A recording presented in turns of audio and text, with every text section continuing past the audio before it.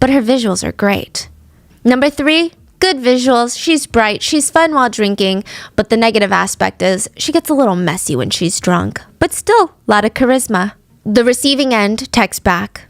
Then let's go with number 5 along with number 3. Girls were just being sold to the highest bidder. Messages showed people sharing videos of unconscious women dragged, and essayed. The receiving parties of these messages, they reacted to the videos as if they were watching a funny TikTok, something entertaining, not a literal crime. They would text things like, I fed her sleeping pills and assaulted her in the back, then in the front, then in the back again, and then I finished. People were responding, ha ha ha ha ha. Redacted, insert person's name, ate him. Some other people commented, the mouth on her is great. Another chat log showed a picture of a sleeping woman, and the friends responded, who is it? Her body is so freaking good. Another chat included a video of an unconscious woman being essayed with the text, who wants to watch explicit videos tonight? The friends responded, what's this? Is she unconscious? The sender responds, and if she is, send a video with an alive girl. It's because she's unconscious, I can take these high-quality videos with Flash. Someone else in the group chat responds, you f***ed her, hee hee. In another text they write, she doesn't even remember who she did it with, implying that the drugs they fed the victim altered her memory. But someone else responds into the chat, no, she's just an R word. As Park is reading some of these messages and glimpsing at some of these pictures, he is realizing that there are literal crimes being committed in these group chats. Women are being drugged and essayed. He needs to alert the authorities about it. This feels like a shady crime syndicate out there running some sort of brothel out of their basement. He opens the group chat in full to see what other crimes they had committed, and he was shocked to see that he recognized every single contact name in there. The phone belonged to a famous Korean idol by the name of Chung Chun-young, or JJY. He was the lead of a band called JJY Band. Another idol from FT Island named Choi Jung-hoon, Lee Jung-hyun, lead vocalist and guitarist of CN Blue, and the biggest name of all was Seungri from the global group Big Bang. And these messages, they revealed a complex trafficking ring operated by some of the biggest names in the Korean entertainment industry. The chat logs were between some of the most well-known, beloved celebrities in the industry, the wholesome kind of idols, like the ones that girls would look at and show their boyfriends and say, he would never do this. In another group chat, the idols joke about how 5 of them gang essayed a drugged woman the night before a fan sign event. There was another shocking video of a woman being dragged out of a club owned by Seungri by her hair by a man who is about to do God knows what to her, and she's trying to desperately get the club employees' attention by smacking down their laptop screens as she's getting dragged out by her hair. Employees don't even look. They act like nothing is happening. The video was spread through the group chat. And so was another one. Well, it's a text message. And this is the reason why the employee of the data forensic company could never go to the police with these messages. A text read, I saw the messages between the Hyung and the police chief. They found out who snitched. Even high-up police commissioners were exposed to be VIP clients of this trafficking ring. Park had just uncovered a trafficking ring run by celebrities, police officials, and there was nobody that could help him. There was nobody that could save the victims because everyone at the top was dirty. But Park would secretly make a copy of every single text message. And 3 years later, it would be released onto the internet, exposing one of the most shocking Korean cases to date, the Burning Sun case.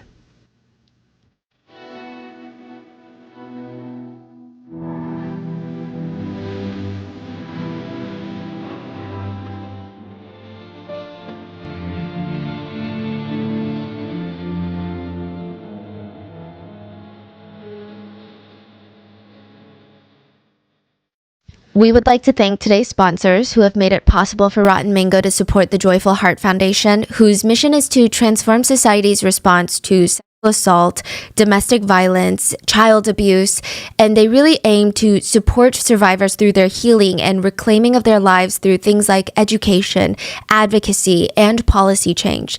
This episode's partnerships have also made it possible to support Rotten Mango's growing team of dedicated researchers and translators. I mean, they really put their all into these cases. They focus on shedding light on stories from all over the world. And we would also like to thank you guys for your continued support as we work on our mission to be worthy advocates for these causes. And as always, full show notes are available at rottenmangopodcast.com. Now, Burning Sun is a case that we're revisiting from long ago because it's resurfacing in the news. There was a recent scandal that we'll get into. And additionally, because I feel like our quality of research has drastically improved. So truly, this is going to be a deep dive onto the horrors of this case because it's a lot.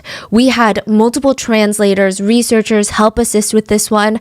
There was one RM meeting where we had like 7 people in 3 different time zones just on a call for hours trying to get through everything again. We're like going through it 3 times, 4 times just to make sure everything is good. But as always, if there's anything we've missed or anything that was lost in translation or wasn't properly clarified, please let us know in the comments. And with that being said, let's get started. This case took place in Korea around 2018, but it's back in the news cycle for a lot of K-netizens because of a new picture that was posted to Instagram. Well, 2 pictures. We'll call them Picture A and Picture B. If you're listening to the audio version of this podcast, I'm going to describe both pictures to you. Picture A shows a beautiful private swimming pool from a resort in Bali. It seems like one of those villas that you can rent, and someone took a picture of the private pool in the back. The water in the pool is turquoise blue.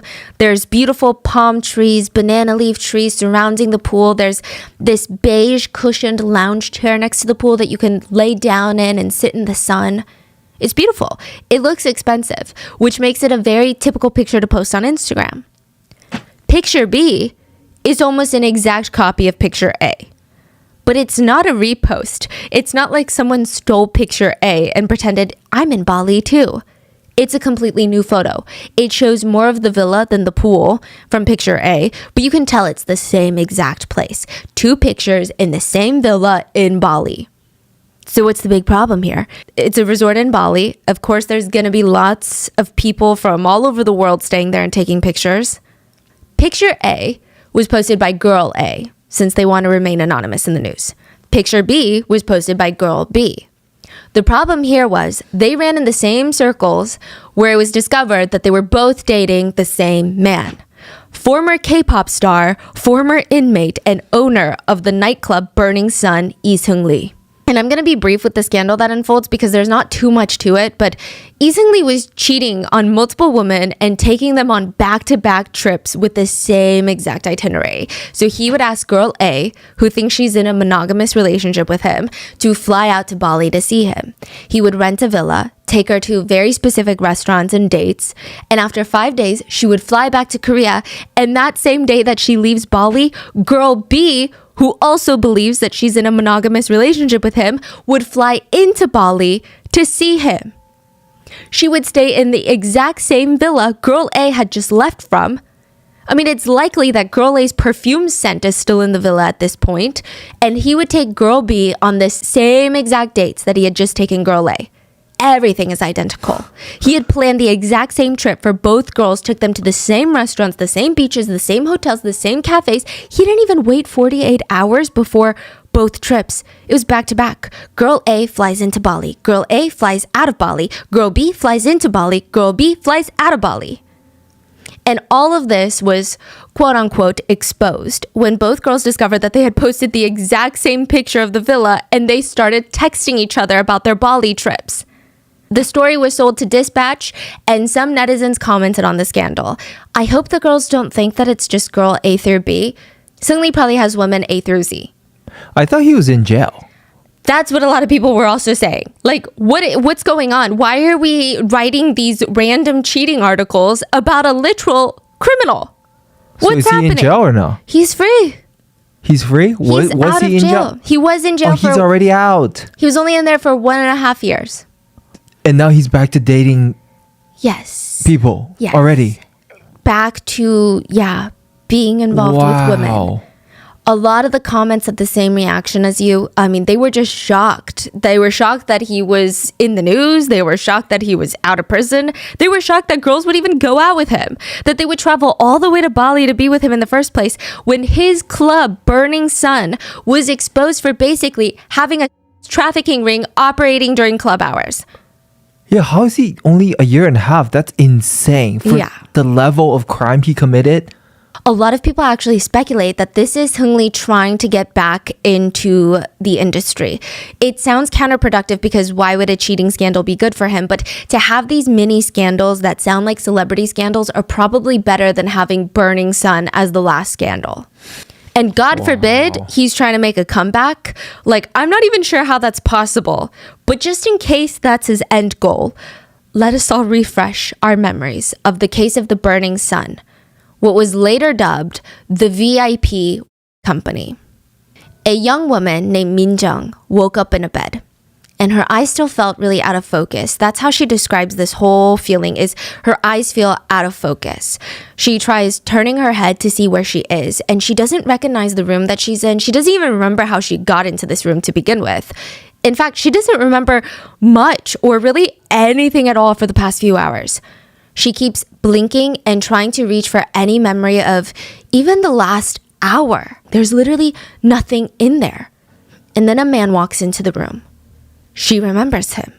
But before she can act, he's on the bed, holding her down, strangling her. She's kicking, biting him, trying to push him off of her, but he's way too strong. He's simultaneously strangling her with one hand and using the other hand to cover her mouth. He's using his body weight to push down on her body. She felt like she was gonna die. Every time she tried to get up, he pushed her harder down into the bed. Her neck is bent against the headboard at a dangerous, painful angle. And she would later say, I felt like I was gonna die. She could not get this man off of her. He would proceed to rip off her clothes and essay her. Each time he pushed her, she could feel her neck bending more and more against the headboard. She said she felt like her neck was gonna snap. After this brutal assault, she grabs the mini trash can by the bed and she throws up everything that she has in her system. The throw up was this dark brown color. It was blood.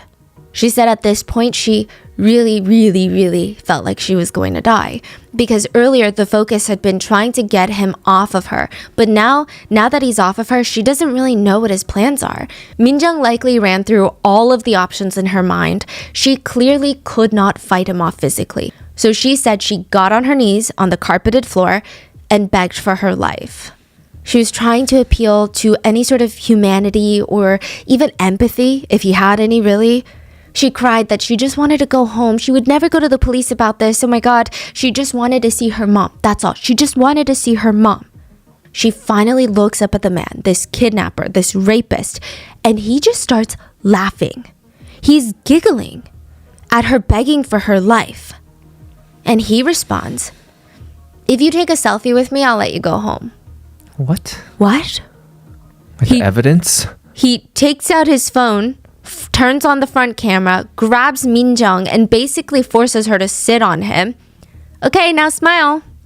Min Jung doesn't really know what to make of this. Is he playing a game right now? Like, why would he want to take a picture with her? Was he really going to let her go? She said that she squeezed out a small smile, and the man kept his promise. He threw her clothes at her face and pushed her out of the room. She booked it. She didn't even wait to put on her clothes. She just ran down the hallway of this hotel building, out the main door, into the middle of winter in South Korea, middle of the night, pitch black. It's snowing. She's half barefoot, but she doesn't feel any of that. She's running towards the main road with her shoes and her pants in her hand, and this other hand is stretched out trying to flag down the closest taxi. She wants to get out of here and as far away from that man as possible, because who knows, what if he comes back? What if he changes his mind? Thankfully, a taxi stops and she gets in. Frantically, she gives her address, and when she sees the hotel disappear from sight, the fight or flight that had kicked in, it probably finally calmed down because she looks down and realizes she's still naked from the waist down.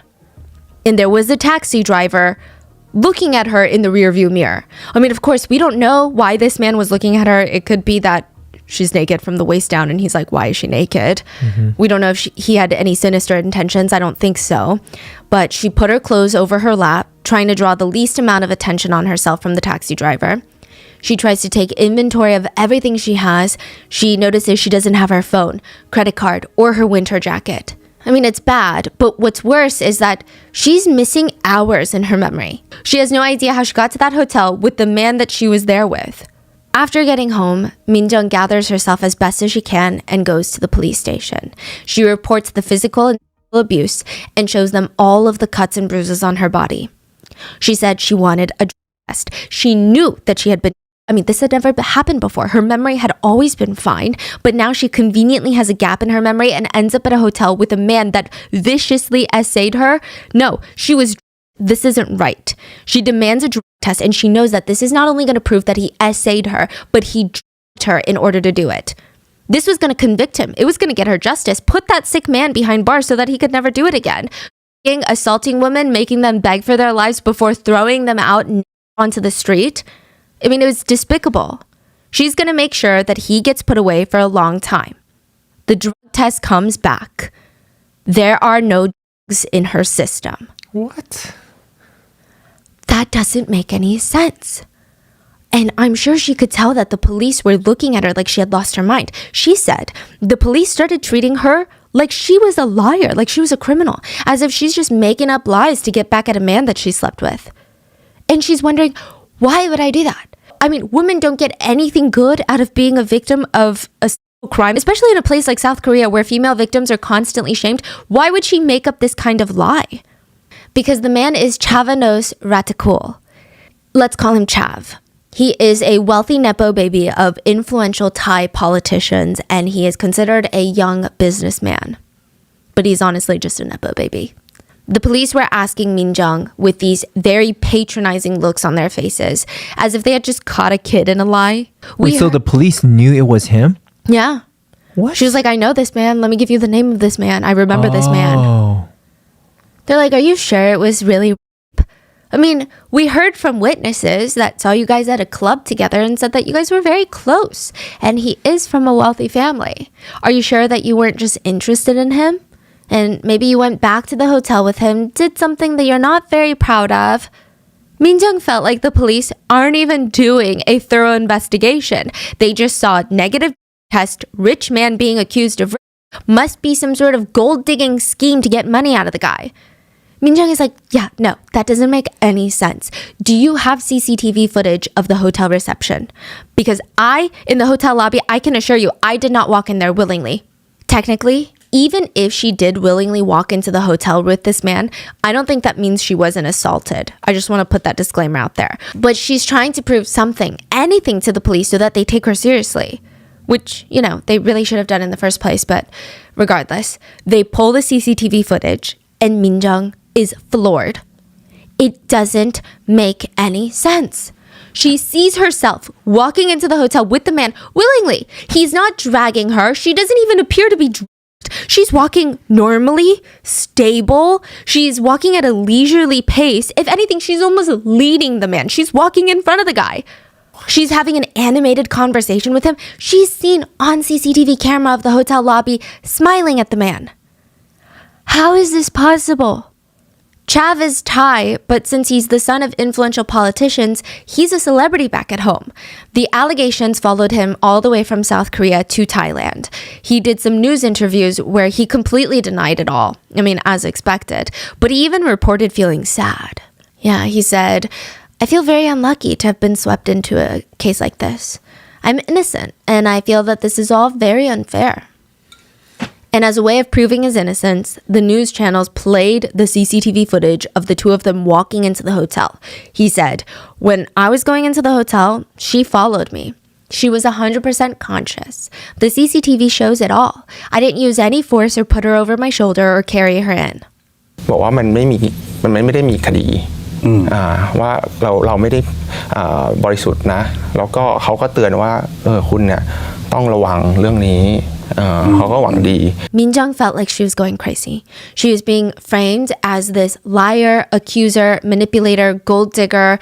They used a lot of eloquent words in the media news outlets, but they basically said she found out that he was rich, seduced him, took a picture with him because she was having fun, and now she's turned around and cried rape because she wants his money.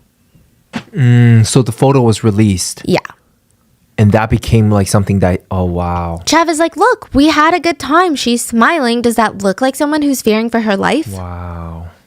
Minjung knew that she would never in a million years lie about something like this. And you know what? There was something odd about the CCTV footage. Sure, at first it seems like she's happy to be there, but she has zero memory of it. And second of all, it's -8 degrees outside in South Korea. Where is her jacket? She remembers wearing a puffer jacket that night, but she's not wearing it in the hotel footage. So what is she wearing? Like thin, light sweater. Okay, like what you're wearing. Yes. Like that sweater. Okay. It's just very strange. She's an adult. No one just leaves their jacket out of even if you feel hot, you carry your jacket. Yeah. Where is her jacket? It just isn't something that she would do. So she keeps trying to piece together the events of that night, and it feels like there are just holes in her memory, as if someone had taken a scalpel and carved out a section of her memory, clean precision. She does remember, though, hours, long before the hotel, she was getting dressed up to go with her friends to the Burning Sun Club. None of them were really club goers like that, but they just wanted to see what the hype was about, and it really did live up to its reputation. They walk in and the club is packed. Everybody's letting loose, enjoying themselves. It wasn't one of those like stuffy, stuck up environments where everybody is eyeing each other up and down. The music is good. I mean, it's loud, but it's very good. Everybody's dancing. It's a nice break from the work and the school. She remembered it was fun. She remembered her friends had all purchased a table. They sat down and she offers, hey, I'm going to go to the bar and get us all some drinks. At the bar, she felt this gentle tap on her shoulder. Turns around, and it's a man. Now, to give you further context, the Burning Sun is kind of known to be a Wattpad club. Yeah, kind of, right? In the sense that there were some anecdotal reports that women would go to the Burning Sun, run into wealthy, young, attractive foreign businessmen, and start dating them. Which is just like an innocent, cute Wattpad dream.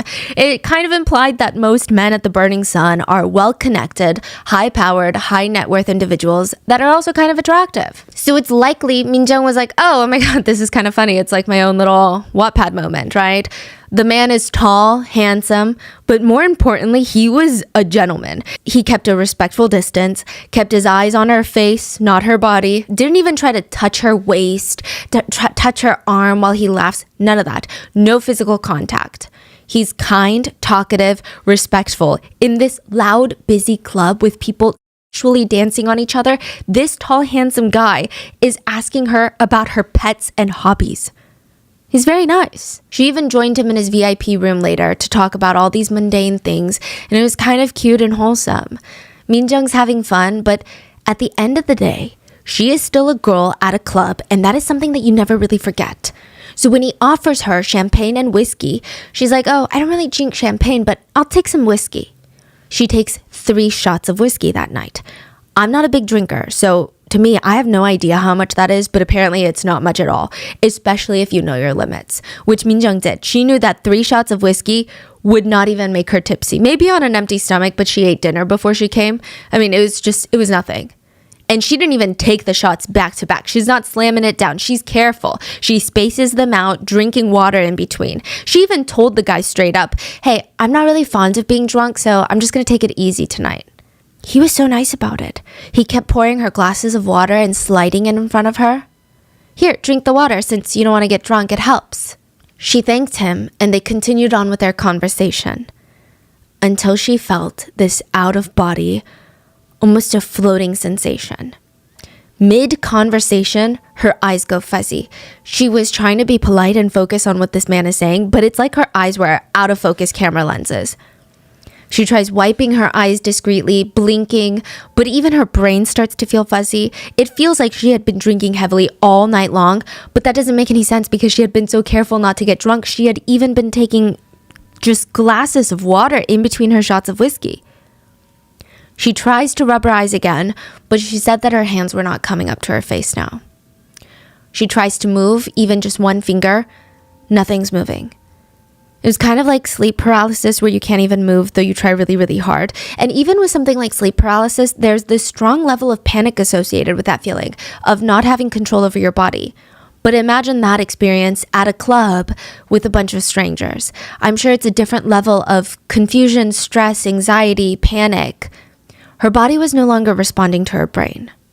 The man that she had been talking to, still going on and on about how he had a flight scheduled tomorrow to go back to Thailand, and he's just fading into this big blur, and she heard his voice through it all, and it felt like she was listening from a completely different dimension. It sounded very distorted. She heard him say, "So you have to make me happy today." And that's it. She doesn't remember anything else after that. Just waking up in that bed to be assaulted. She knew she wasn't going crazy, even though everyone, including the police, are trying to convince her that she's going crazy. She's thinking, I must have been f***ed. And she had a sneaking suspicion that something was in the water at Burning Sun. And water is a big business at Burning Sun. The employees of Burning Sun are incentivized to bring VIPs water, to procure good water and protect the VIP's water and deliver good water to the VIP tables and rooms. If the employees were capable of doing that, some of them would make close to $8,000 in a single night from tips from VIPs. Wow. All from the big shot foreign VIP clients that are really, really happy about water. The employees of the club would work together as a team to make sure VIP customers got their water. They would even have group chats in real time while they're working about how things were going, how the VIPs were looking for water, how they are enjoying their water, who needs more water. They would text things like, the VIP in the room is looking for good water tonight. Okay, I'm looking for good water. Hurry, he's pestering me for water. He's very thirsty. He said it doesn't even need to be good water anymore. Just someone get him some water. His fellow coworker responds, I'll get him a side dish then. A little confusing. In another chat, an employee texts the other employees, someone is approaching the water I secured for a VIP. Bouncer, hurry up and go protect my water. He gets a response from the bouncer. On it. The bouncer pushes through the crowd towards the bar, scanning the area. He spots the water that the employee is talking about. A man is with the water. So he approaches this man, tells him to get lost, and he's standing there awkwardly with the water. But it's not what you imagine. It's not a cup of water. It's not a bottle of water. It's a woman. She's very pretty. She would make the VIPs very happy. Employees at the Burning Sun had their own vocabulary when they were working. When they say water, they were never talking about real water. They were talking about women. Female club goers. That's what they call them. Not humans, not people, not women. Water. So in Korean, like 물. 물. Yeah. It's like a phrase that you would use. If you go outside and you see a ton of pretty people that day, you might say something along the lines of, wow, why is the water so fresh today? That's a way of saying, wow, everyone is so attractive today. Because the slang is, the water is fresh means the fish in the water is fresh and tasty. Water can refer to all genders when it's used in this phrase. Like when people say the water is fresh, it's not just referring to women. It could mean, oh, the guys are attractive, like everybody's attractive. Oh, okay.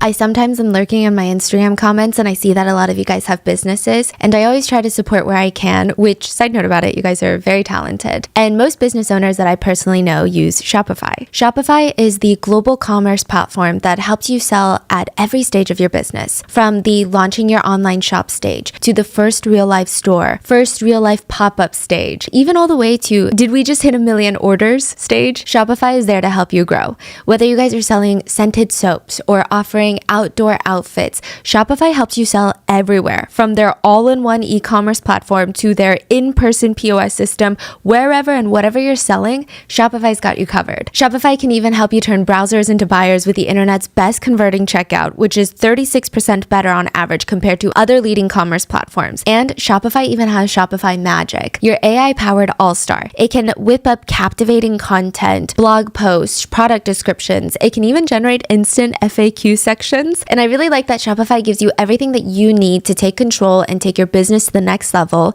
You can customize your online store to your style with gorgeous, flexible templates.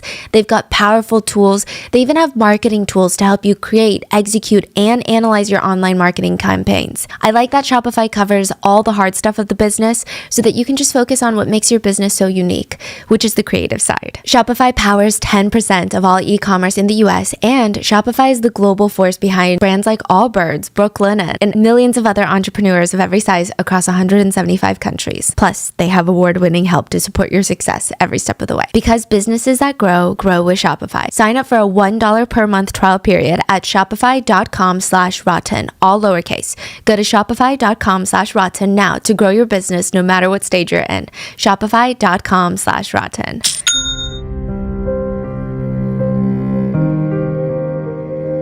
But at the Burning Sun, water refers to women. Good water refers to very pretty women. And averagely okay women are just side dishes. They are not the main course.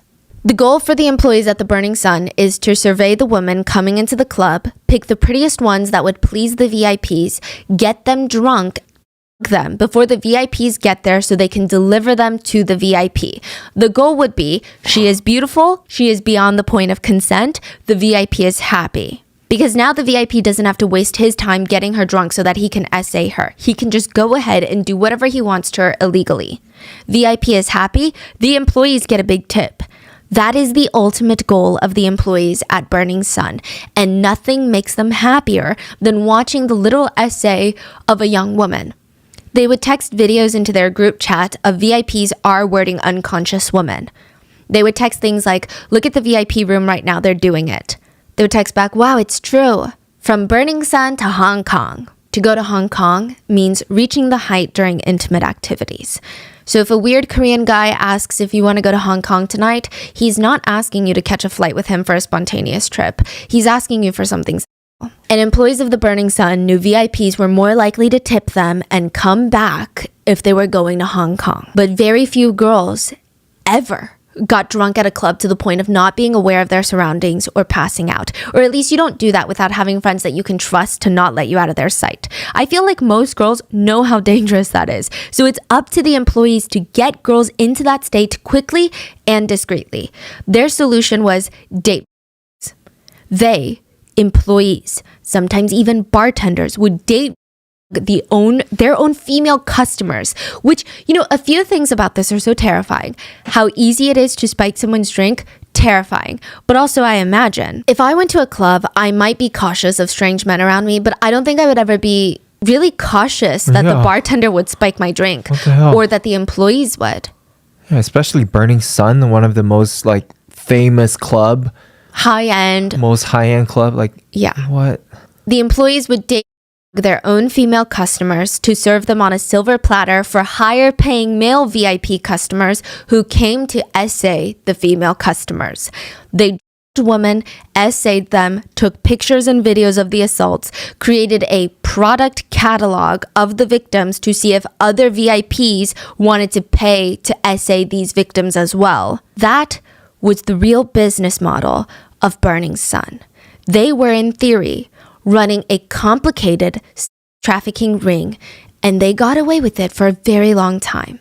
Not because they're flying under the radar and never getting called out on it. It's because they were being so blatant about it. There is a saying, I believe in German, and it's translated into English as, the devil was covering it with its own tail.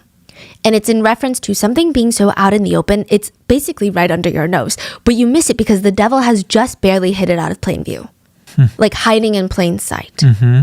The Burning Sun's reputation was the tail. And if anyone heard any strange, questionable stories coming out of the Burning Sun, first, they would question if the storytellers were even sober enough to remember the events correctly. And if the answer was yes, they would all just kind of shrug and say something along the lines of, that's just what happens at the Burning Sun. The club was owned by a well-known Korean celebrity and a bunch of investors. And the sentiment for a lot of Koreans at the time was, what else do you expect to happen at a place like the Burning Sun? It doesn't have a wholesome reputation. The club was co-founded by Seungri, who is known as the Great Gatsby of South Korea. And not because he's a fan of literature and that's his favorite book, but because he throws insane, lavish parties. I'm talking a whole line of bottle girls coming out in line, holding $1,000 bottles of champagne in each hand, with insane sparklers shooting out of them. And it's not just one or two bottle girls, it's like a whole parade of them. Stacked champagne glasses ready to be filled, pretty women everywhere. Uniformed girls in white and gold sparkly dresses popping $10,000 bottles, $50,000 bottles. It was crazy. This is the same guy, Seungri, where for his own birthday, he had booked out a full luxury resort in the Philippines so that nobody else could stay there, flew 150 of his closest celebrity, nepo baby, politician children friends from all over East Asia, not just South Korea, but China, Taiwan, Malaysia, Singapore, Japan, everywhere, to the resort, flew them out in the Philippines to party for 4 days and 3 nights straight. These are not people that sit in economy. He's booking first-class tickets for all of them. That's crazy. He spent $20,000 on just fireworks for his birthday countdown, which is like really a crazy thing to do. And the whole weekend ended up being around $444,000. That's crazy because his image is like the opposite of this in the band, Big Bang. This is a guy willing to drop hundreds of thousands, if not like $500,000 on his birthday party. And he started as this humble, insecure boy. We're going to get into all of it. You know, this became the appeal of Burning Sun. The general population of Korea had started to hear about Seungri's parties, started to hear about the new Great Gatsby of South Korea, and they wanted to go to one of Gatsby's insane parties. But back before Seungri opened Burning Sun, there's no way. How do you get on a celebrity's guest list? But now with Burning Sun, the club, they can experience it firsthand. So yeah, chaos is expected. People would say, did you hear about that underage girl? What? The underage girl that stole her mom's credit card and spent it all at Burning Sun. Apparently the mom found out, rushed to Burning Sun. The bouncers called the cops on the mom. Mom gets handcuffed, dragged away. But the crazy thing is, there's speculations that it wasn't just a girl with a fake ID who wanted to party, that maybe Burning Sun was trying to target underage girls to come to the club. Wow. I don't know how true that is. That's just what happens at the Burning Sun. These are the reactions people would give. There was another report of a couple that went to the Burning Sun, and the girlfriend had, she felt comfortable. She was going to this wild, crazy club, but she was going with her boyfriend. So if anybody approached her, she would just say, oh, I have a boyfriend, and he's right there. Or if she was scared, she could just ask the boyfriend, hey, can you just take me home? I don't really feel safe. That night at the Burning Sun, her own boyfriend her with date drugs at the club, then assaulted her at a hotel and filmed it without her consent. That's true or? True. She filed a police report against him. Wow. The boyfriend claimed, my girlfriend consented to it all. We're dating. Of course she consented. She wanted it. She said when you're on GHB, the date drug, it feels like you're in a trance. You just do whatever you're told to do, and you kind of hear things, but then you have no recollection of anything once you truly wake up and snap out of it. You feel like a zombie, that you can take orders, but you don't remember any of that. But it's just what happens at the Burning Sun, right? How can they control what kind of boyfriends come in with what kind of intentions? Then another story came out. A witness, Miss K, stated that she was with this guy that she had met at Burning Sun, and he's like, hey, do you want to come up to my hotel room upstairs? Because the Burning Sun is attached to a hotel. She accepted. She said that she was just going to go up there to have a drink with him. But as soon as he opens the door to the hotel room, she sees something very, very alarming. A woman is laying unconscious on the couch, and a man is shoving his face in her chest and climbing on top of her. He gets off immediately, like he had just been caught doing something. He's friends with the guy that she walked in with. So I guess they're sharing this room or something. And he just starts laughing, and he's like, oh yeah, this is my girlfriend and she's super drunk right now. But that's not what it felt like. The girl didn't just look super drunk, and something about the whole vibe, it didn't seem like his girlfriend either. She called the police, but they responded super nonchalantly about it, saying, well, technically no crime really happened, did it? So once again, some people, including the police, were just saying, it's just what happens at the Burning Sun. Another story was of a girl named Sarah. Well, let's call her Sarah. Sarah said that she didn't really know too much about the Burning Sun other than the fact that her friends would go to the club and come back with these crazy stories of how they felt so extroverted and crazy and it was a blast and how fun it was. And she's thinking, wow, this is insane. My friends are normally insane introverts that hate leaving the house, and this club is bringing them out of their shells. Naturally, she's curious. She gets connected to a friend of a friend named Anna, who said that she had been a big party goer, and they formed this friendship. Anna offers to take Sarah to the Burning Sun since she had been there before. And Sarah has no clue that Anna didn't just go to the Burning Sun a few times. Anna worked at the Burning Sun as a runner. Once they get to the club, Anna gives Sarah a pill and encourages her to take it. It was ketamine, which is known to sedate, incapacitate, and cause short-term memory loss in people.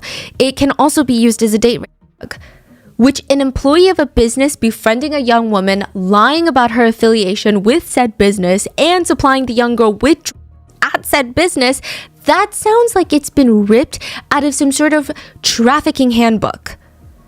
But again, people were like, we don't really know the relationship between Sarah and Anna. And let's say an employee did that. She could have just been a weird employee that does drugs. It's not representative of the club. And it's just what happens at the Burning Sun. There were other rumors that Burning Sun employees had undercover doctors to be around just in case a VIP or someone in the club overdosed on drugs, so that these doctors would be available to try and resuscitate so that no one would get busted for drugs. This is a very speculative rumor, so take it with a grain of salt. But later with everything that comes out, it's not completely unbelievable. All in all these people that were coming out with their stories of the Burning Sun, they're getting brushed off. So of course, if the police, if their closest friends and family don't really take them seriously, why would they go to a bigger audience and tell the world, hey, something weird is happening at the Burning Sun? It almost became normalized for alarming stories to come out, and people would just laugh it off and say, Burning Sun is crazy. So let's talk about the business model of the club. The Burning Sun Club was attached to an upscale hotel. It's called Hotel Le Meridia. I'm trying to pronounce it in the French way. And both club and hotel are going to be linked in a really dark way later. Burning Sun's business model was that once those club doors open and patrons start flowing in, two separate business operations are going to be running at the same time. The legal operation and the underground VIP operation. The legal operation runs like most popular high-end nightclubs. Weekends, there are lines wrapped around the building. Every young adult wants to party at this exclusive nightclub. It became a lifestyle brand. Even if you weren't necessarily having fun at the Burning Sun, just by taking a picture and tagging it on your Instagram story meant that you were someone. Not everyone could get in, and that's why everyone wanted to get in. Of course, like other clubs, guys had to pay a cover fee to get in. But if you were a tall, attractive, young woman, you would get in for free. Side note, I'm not a club goer, so this doesn't really impact me either way. And I'm not saying that women shouldn't get into clubs for free. I think women should be allowed into a lot of places for free, like the boardrooms. But we are a capitalistic society, and at the risk of sounding dramatic, if you are not the one paying, you are the product. A bunch of guys wanted to go to the club because they knew Burning Sun had high standards for women. So only the prettiest girls got in for free. A bunch of girls wanted to go to the club because they knew that in order for guys to enter, not only did they have to pay a cover fee, but Burning Sun also attracted a certain kind of man. And usually, if you saw a guy at a VIP table at the Burning Sun, that meant that he did very well for himself. And then, of course, there were just the people that were curious about what the hell was going on inside. So they're like, let me just go once. So within the first few weeks of opening, Burning Sun made around $1.4 million. Wow. After 6 months of being in business, their earnings doubled. And that's just the legal side of their business. I would imagine they're bringing in a lot more money with their underground business. Cover fees are a small source of the legal income. The main moneymaker for the club's legal business was alcohol packages, VIP tables. Burning Sun made the money spending experience fun and lavish. If you purchased an alcohol set for your table, beautiful women in short dresses would come with sparklers in bottles parading around you to let the whole club know that you just made a horrible financial decision. They had 5 main sets. The Heaven set, which included 5 bottles of champagne for $10,000. Continental Set A, $50,000 for 80 bottles of Dom. 80. I don't even know. Wait, so the Heaven Set is the cheapest one? Heaven Set is the cheapest one. Oh. Yeah. For $10,000. Yeah. Wow. Continental Set B included 30 bottles of Jay-Z champagne, and it's $50,000. Continental Set C, 40 bottles of a different high-end champagne, $50,000. And lastly, the most expensive set was called the Mansour Set. Apparently, it was named after the vice president of the UAE, who is known in Korea as a world-class rich person. That's what they call him, literally, a world-class rich person. His net worth is $30 billion. So yeah, I would say so. He is a world-class rich person. He's part of the royal family. Oh, yes. I see. Yeah. The set comprised of 22 bottles, and it was priced at $100,000. It's alleged that Seungri made up the Mansour set for fun, thinking nobody's going to spend $100,000. But people did. There was one Taiwanese businesswoman that would come in and blow $200,000 in one night. A businesswoman? Well, some sources report she's a businesswoman. I would say most sources report her to be the housewife of a businessman. Yes. Okay. She would later become an investor in the club and Seungri's bottomless purse. Side note about her, I don't know if she saw the future of the business, that's why she invested and spent so much time at the club, or if she just had a love for Big Bang. I kind of get the feeling that she's just obsessed with Big Bang. She would bring her luxury designer bags to be signed by Big Bang members. It just seemed like she was a super rich fan.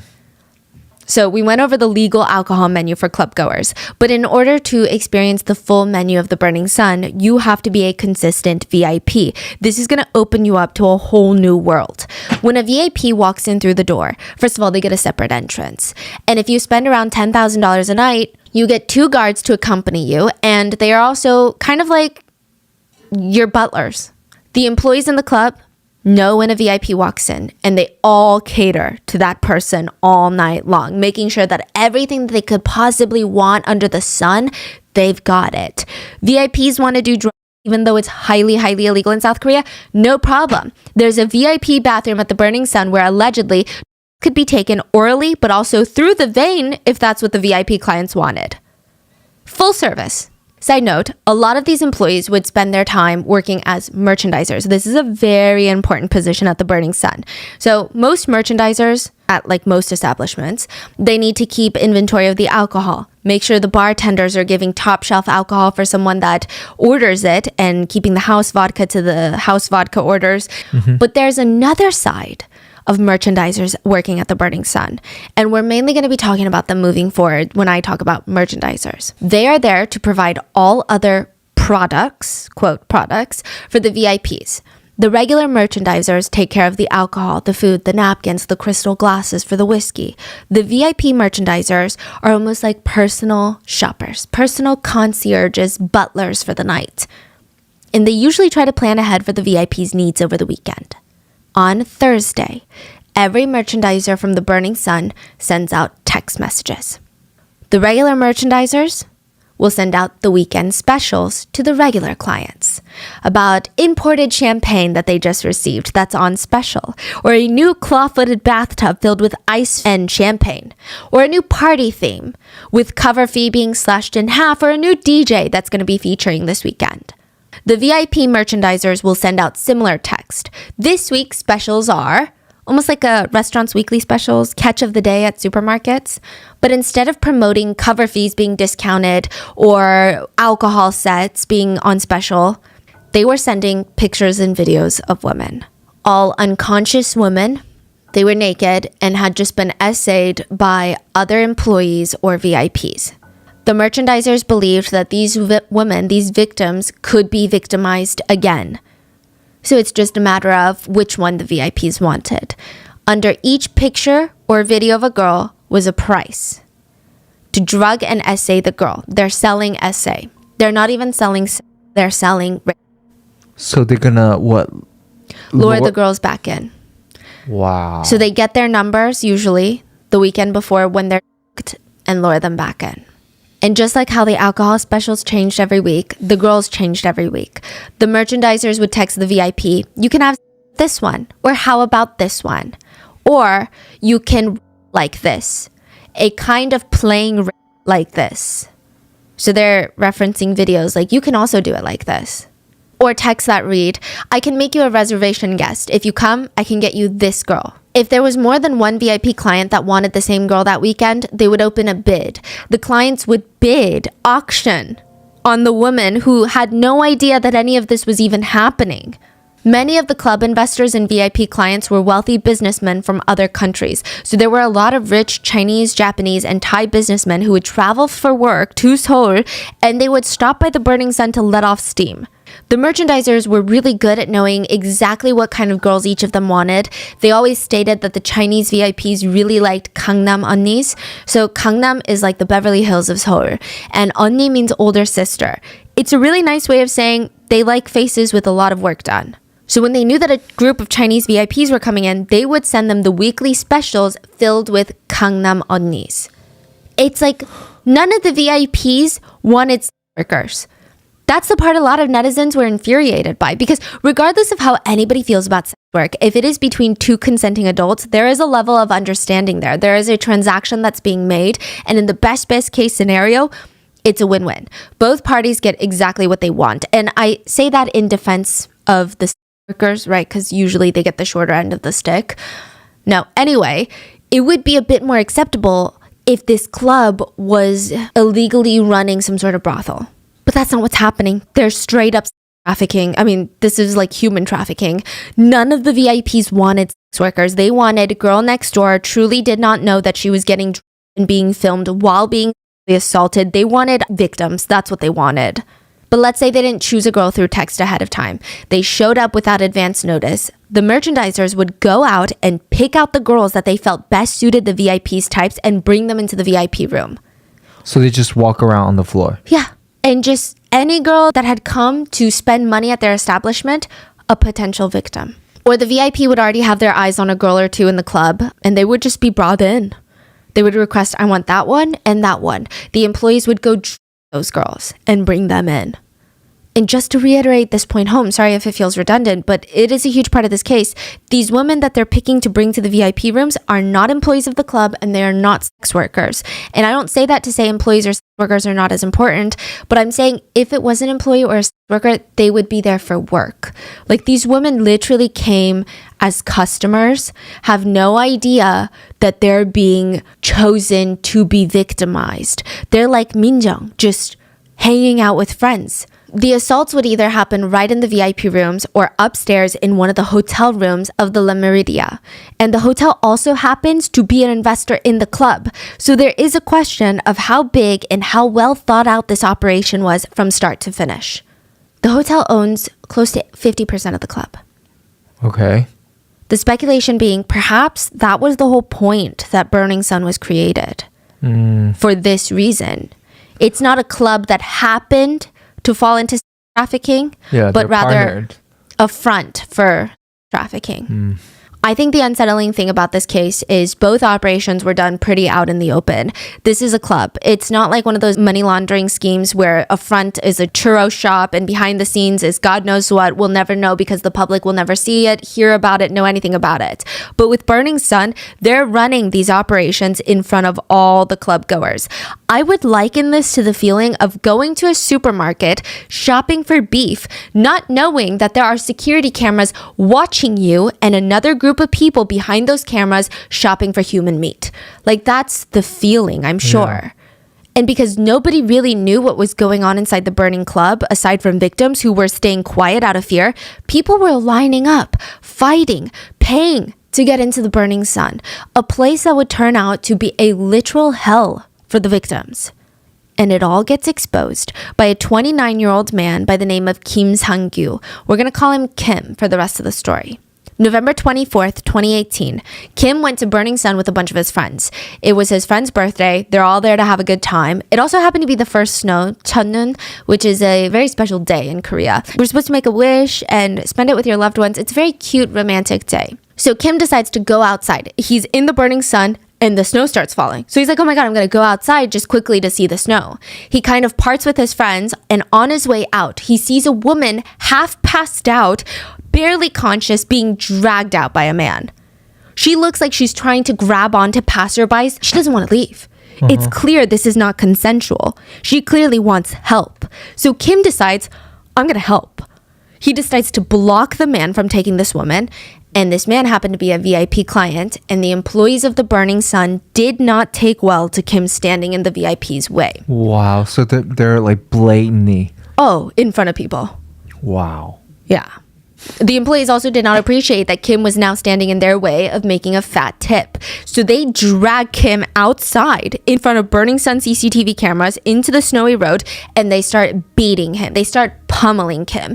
The club executive was one of the main perpetrators. He trips Kim with his foot, grabs Kim by the hair to hold his head in place, uses his other hand to punch him in the face repeatedly. It was getting to the point where even one of the bouncers was like, hey, let's chill out a little bit on this customer. But this executive is not listening.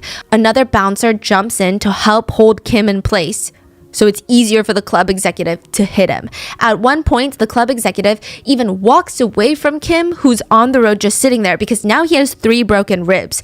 It's painful to even try and get up. This is not a light beating. The club executive walks over to his little bouncers, takes off his jacket, only to walk back over and continue beating Kim.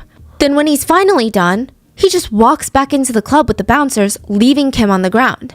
Kim is confused, scared, but also, rightfully, really pissed. He calls the police, who gets there 12 minutes later, and he's explaining to the police what happened. And he's pointing at the CCTV cameras like, hey, it's all on there. Everything that happened, you're going to see it on there, so go look at it. The police don't really do anything. And Kim is like, what are you doing? I said the person that did this to me is in there. He went that way, so go into the club and find him. They're still not really doing anything. Frustrated, Kim kicks the trash can in front of the VIP entrance, and they still don't do anything.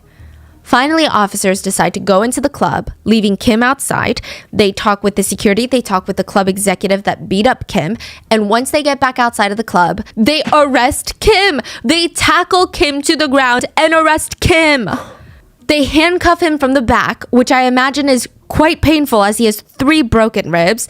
Employees are oddly seen helping the police arrest Kim, which is just really suspicious if you think about it, because yeah, exactly. even if a client did something wrong and they're getting arrested on the premises, why would you help? Like, there's enough cops already. Yeah. Kim would state that as he's being dragged into the police station, the officers intentionally tripped him, and since his hands were handcuffed behind his back, he had nothing to break his fall except with his face. An officer tripped him? Yeah. He had busted his face, had a severe nosebleed. He claimed the police also kicked him and hit him several times where he had already broken his ribs. He had several broken ribs and they still refused medical care. He was seen at the police station yelling, "Seungri's club, you guys got money, they do hard and they do marijuana in there." 승리 클럽에 너네는 돈 받고 걔네는 마약하고 걔네 거기서 대마하고. January 28th, 2019, Kim starts going on interviews and making posts about what happened to him inside the Burning Sun. His main accusations were, the women are being at the club. Police are getting paid by the club to look the other way. He said, screams could sometimes be heard coming from the VIP rooms of girls begging for help. These are masked by club security, and then the paid-off police department nearby protects the club from legal liability. The police aren't here to protect the public. They're corrupt. Kim started a Blue House petition, and it received more than 200,000 signatures in just one day. The petition detailed specific and assault cases that allegedly happened within the Burning Sun Club, as well as their sketchy and corrupt relationship with the local city police. It gained so much attention, the president at the time promised to have his team look into it. But when the Blue House looked into it, the police just turned in random reports that Kim was committing assault in the club. They argued, look, Kim is the one that was essaying people in the club. He was caught, dragged outside by employees, and beaten. Should he have been beaten like that? No, but the employees just really hate scum of the earth essayers, you know? So we came out and we arrested the guy. With this, all the news outlets started reporting Kim as some sort of criminal, which it's a whole long story we're going to get into later. But the Burning Sun even came out with an official statement stating Kim was an offender and they had no choice but to kick him out. To support their statement, they submitted 2 complaints from women who allegedly were assaulted by Kim at the club. Suddenly, the story very quickly becomes a he said, she said situation rather than a very serious allegation of trafficking inside of a club. But netizens did notice something strange. The person who filed a complaint against Kim saying that she was harassed by him at the club was an employee of the club. Not saying that they can't be harassed by clients, but like, she was a merchandiser at the club. It was Anna, the runner. People didn't know that yet, but still, it was just weird. Right after he alleges that there's an underground ring happening at the club, an employee of the club says that he is the essayer. Kim said that he was charged unrighteously and inaccurately on 7 charges, including defamation, indecent acts, criminal battery, and more. And our team tries really hard to not make something about something that it's not, right? But there was a feeling by the K netizens and by a lot of people that had gone to the Burning Sun. Okay, a man has spoken out about the club. And sure, it's kind of a he said, she said situation, but a lot of netizens were still on this man's side and supporting him. And it kind of felt safe enough for women to come forward now. Because if it had been a woman whistleblower to this, there had been other small cases of women trying to anonymously come forward that something weird was happening at the Burning Sun. They were slut-shamed to hell and back. But now that there was a male at the center of this whistleblowing situation, Right. they felt like, okay, maybe we can also help bolster his story because we have our own stories about the Burning Sun. Damn, that says a lot. Yeah, a lot. I mean, just like the crime itself says a lot about the violence against a certain gender, and then this just reiterates that. So, you know, like I said before that, it was people like Minjung, people who are getting blamed, victim blamed, and now a man comes out and they're like, okay, maybe this is our chance to expose what's really been happening. So because of Kim, a lot of anonymous women start coming forward with their stories of the Burning Sun. Many of these stories would confirm Kim's allegations of police corruption because many of these women reported their essays to the police and they did nothing. It was revealed that the most commonly used to essay women at the club was GHB. It's called 물퐁 in Korea. Well, at least that's what most commonly used slang for it. It is the most commonly used date drug even here in the US. It comes in a clear liquid form or white powder that becomes completely dissolved and invisible in liquid. It is odorless, tasteless, and colorless. There was a journalist who experimented by taking GHB herself under the care of a doctor. She was so loopy. She alternates from being passed out to being awake and like writing things on her hand and talking about her mom. She doesn't remember a single thing. None of it. Wow. But that's not the only damage. Long use of GHB can result in poor memory and even brain damage. If you take a lot while consuming alcohol, it could even result in death. The victim usually starts becoming semi-conscious just from one sip. It's like the lights are turned off suddenly. But it can't really be detected that well. It's often compared to a state of dementia. You can walk around by yourself, but you don't remember walking around. And everything feels separated from your own free will. At the Burning Sun, some employees would request to be brought zombies for VIP room 3, for example. They'd be like, okay, we need zombies in room 3. Because GHB makes the victims able to walk and talk, but they're not there. They're not making any decisions themselves, so they know that these victims are either entirely unconscious or their cognitive abilities are all heavily affected by the so they know damn well that there is no consent that is given. And the worst part of GHB is that the drug is basically untraceable. I mean, yeah, it's not untraceable, but it's not for long. So that's how the girl tested negative. Yes. So depending on the person, the drug can be completely metabolized anywhere between 5 to 24 hours of use. Meaning, if you go home feeling like something very sinister happened, you feel like, okay, I need to get my thoughts straight before I go to the police station because I can't walk in there and say, I don't know, something happened, I don't know. But by that point, the be completely out of your system. Wow. And you would be labeled as a flower snake in Korea. It's referencing a woman who seduces men, sleeps with them, and then wakes up the next morning deciding to sue them for money. In Korea, the drug is often described with this phrase, I did this action, but I don't remember doing this action. Which I think is a really good indicator of how hard it is in a place like Korea to prove that you've been drugged and assaulted and have the police take you seriously. At this point, everything starts snowballing. It went from a man was being assaulted and maybe a single VIP was assaulting a woman, or at least trying to. Then it snowballs into no, they are running a sex trafficking ring and there are many, many women getting drugged and assaulted by many different VIPs and the employees are all in on it. And the big question on everyone's mind, which I don't know if it was the most appropriate question at the time, but it was, how much of this did K-pop idol Lee Seungri know about it? As one of the co-owners of the club, people wanted a public statement from him ASAP. Did he or did he not know that his employees were running a business at his club? Seungri's dad did an interview with media first, where he claimed Seungri was blindsided by all of this. He stated that his son had businesses everywhere, and he's still an idol after all at the end of the day. These businesses are not his main business. As much as he wants to be super involved at the Burning Sun, he just didn't have the time. And now he's super shocked and disappointed, just like all of you, the public. The dad said, and I quote, "There's too many speculative articles about this Burning Sun case. They're only taking the other side story, and it's unfortunate that they're only focusing on that. Just because it's called the Seungri Club does not mean that my son was directly involved with the things that had happened." He would later go on to insinuate that the media just wanted to attach Seungri so heavily to the crime because it makes for a better story, makes for a better headline. The dad even went on to say that Seungri didn't even own the club anymore, and that he wasn't in a position to give instructions or give orders at the club. He had a CEO in place for that. So Seungri is not the CEO of Burning Sun, just a co-founder. His dad goes on to say, "I talked to Seungri today. He said his fans and everyone will want to hear an explanation. He sounded like he was having a hard time.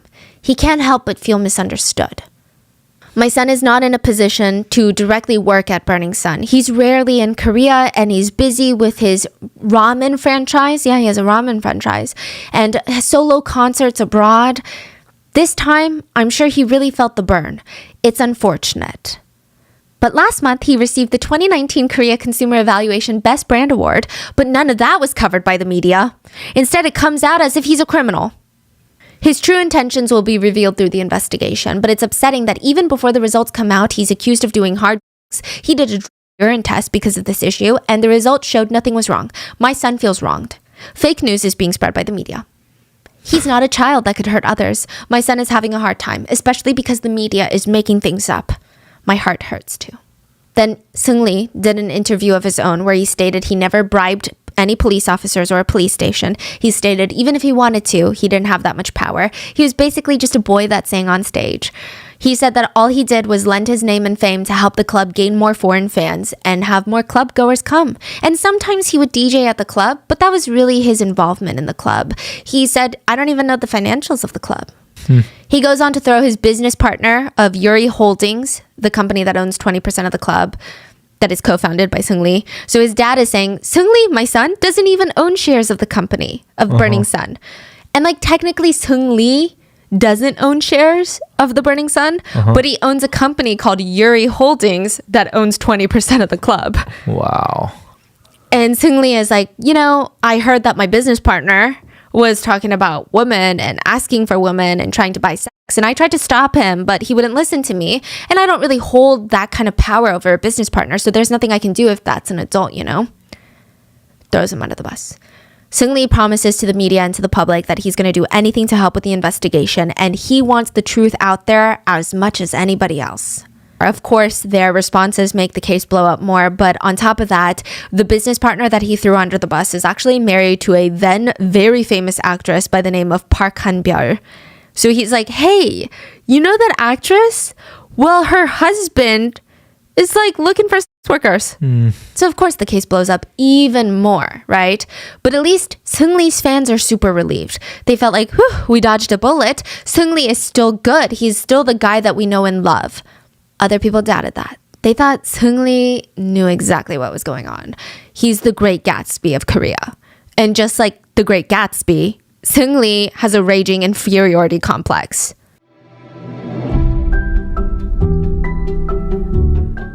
The holiday seasons, I usually get a lot less sleep, but I am solely energized through peppermint flavored sweets and sparkly holiday decorations, just running straight off of vibes. But one thing I'm pretty stickler about is my hydration. If I'm hydrated, I feel like I can go on and on for hours. And if there are parts of my daily routine that I can make a lot more effective, I'm going to try and do it. And with Liquid IV, its hydration multiplier has made my life so much easier. I can get 3 times the electrolytes of the leading sports drink, plus 8 vitamins and nutrients for everyday wellness. It's really nice because Liquid IV hydrates 2 times faster than water alone and all in one stick. So you pour 1 stick of Liquid IV into 16 ounces of water and it hydrates better than water alone. There are no artificial sweeteners and now it's available sugar-free. They've got 3 delicious flavors. In the sugar-free option, they have white peach, green grape, lemon lime. I've always been a very citrusy person, but their white peach is really good. The green grape is also very tart and crisp, which is how I like it. Lemon lime, of course, is a classic. And I just like how easy it is. The packaging makes it super convenient to take Liquid IV on the go. And I always thought Liquid IV were for workout people, you know, people who want to stay hydrated and work out at the gym, which I've done before with Liquid IV and I love it. But it's also just for people like me, running errands, going holiday shopping, pouring it into my water in between stops. Grab your Liquid IV hydration multiplier sugar-free in bulk nationwide at Costco, or you can get 20% off when you go to liquidiv.com and use code Rotten Mango at checkout. That's 20% off anything you order when you shop Better Hydration today using promo code Rotten Mango at liquidiv.com.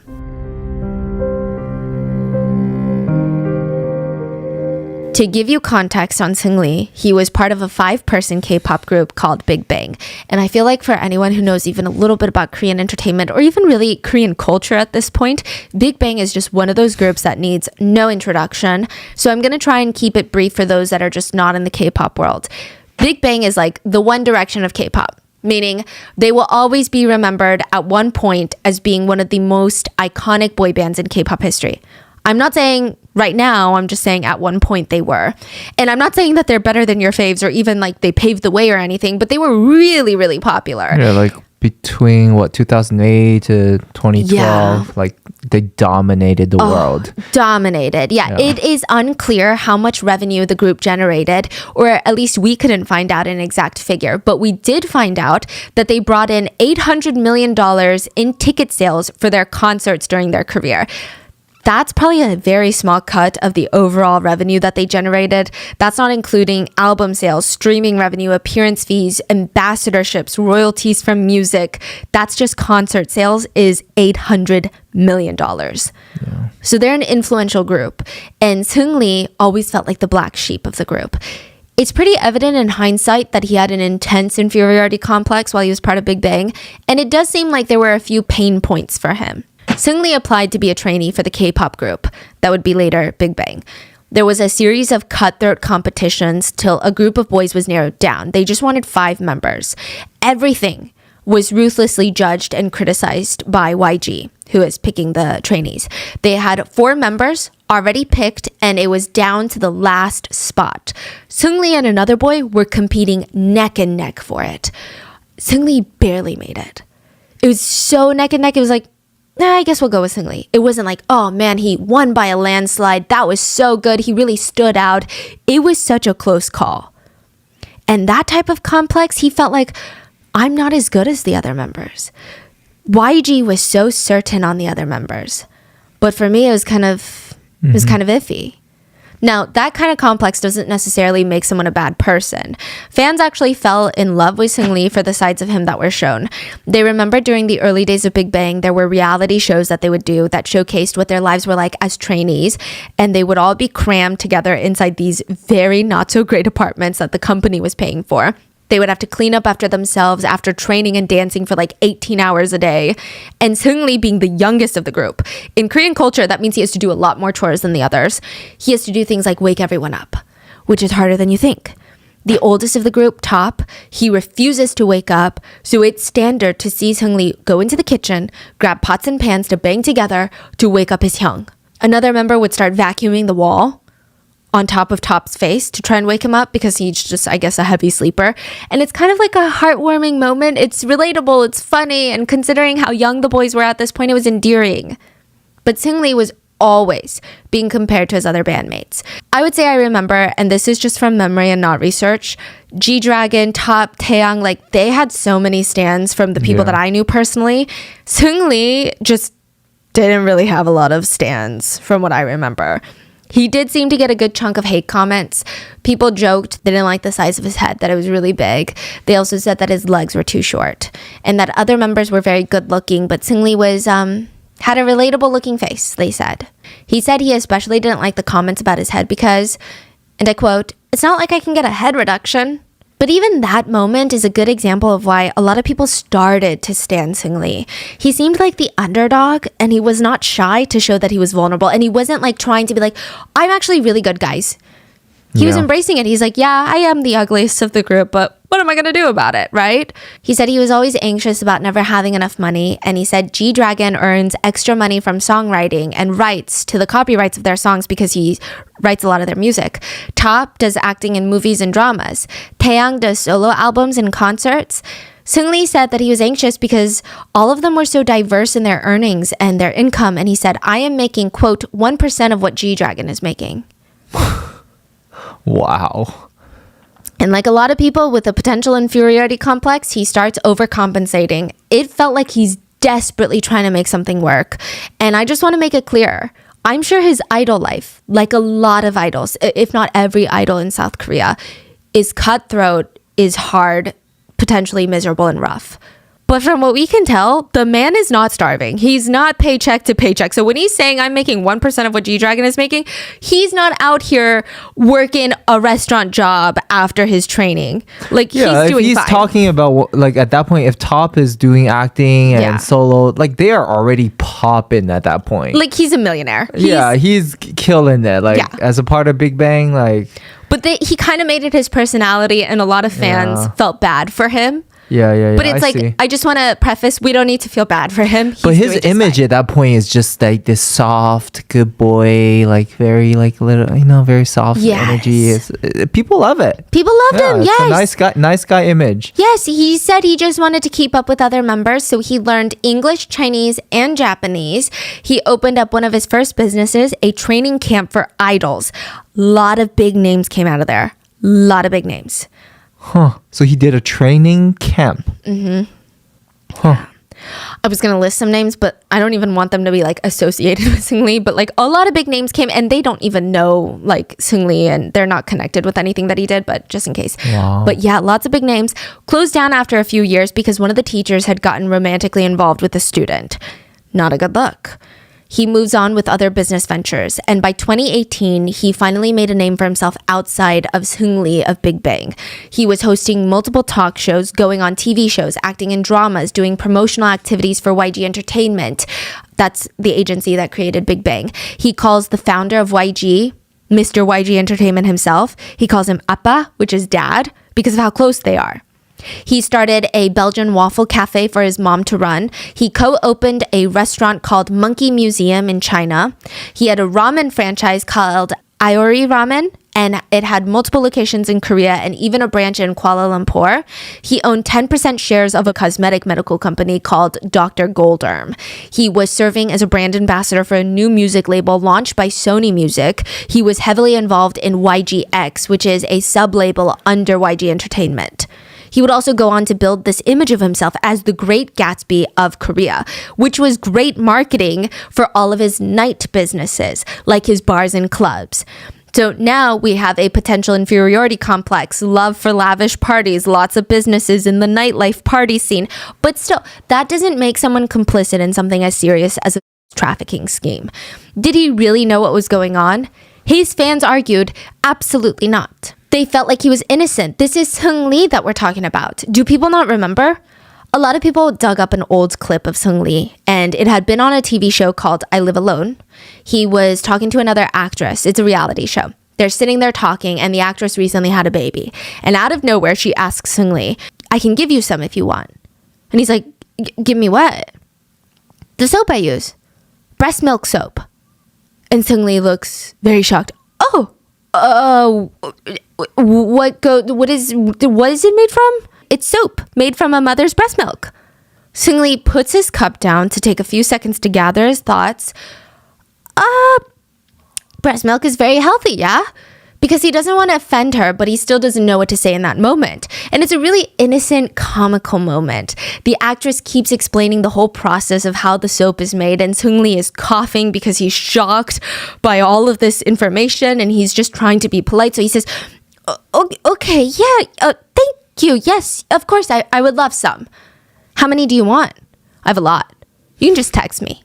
He's like basically about to throw up some water if he has any in his mouth, and he's text you to ask for the breast milk. It seemed like the actress was genuinely having a fun time shocking Seungri, messing around with him. And Seungri comes off super naive, super innocent, super polite. So fans are like, you're telling me that this guy that's shy when someone offers him breast milk soap is a brilliant mastermind behind a sex trafficking ring? Breast milk boy? Do you know what it means to bomb a chat? Usually friends will start group chats on Kakao Talk, which is like the WhatsApp or WeChat of Korea. And when they're done with the group chat, or if they've said enough inappropriate comments or told enough secrets on that group chat, someone will text, blow up the chat. One by one, the notifications come in. Blank left the chat, blank left the chat. And once every single person leaves the chat, everything in that chat gets automatically deleted by Kakao. So it's not like you can leave the chat but still see what's in the chat. It's gone. The chat history deleted along with any videos and pictures sent into the chat. When the Burning Sun group would feel like the chat had gotten a little too incriminating, when they had texted too many pictures and videos of unconscious women, when they had talked about too many VIPs essaying unconscious women, they would periodically text out, bomb the chat, blow it up, which helps with making sure that if someone's phone is ever taken in by the police, if someone's phone is ever lost, they might see the current group chats that are probably very incriminating. They won't see years and years of incriminating activity. It's almost like an insurance policy to everybody in that chat that they were going to at least cover their asses. And it was in everyone's best interest to bomb the chat, to delete it. Or so they thought. JJY was part of these group chats. And some quick context to JJY, he's what they call a multiplayer in Korea. He's a singer-songwriter TV personality. He's known for having this wild, fun personality, so a lot of talk shows love him. He's also very, very good at singing. He never left the chats. He was part of all the Burning Sun chats. He was part of every single Seungri chat about unconscious women, selling women, bidding women. He never left it because he felt so sad to part with all the amazing pictures and videos of women being victimized. So he always pretended to leave the chat last.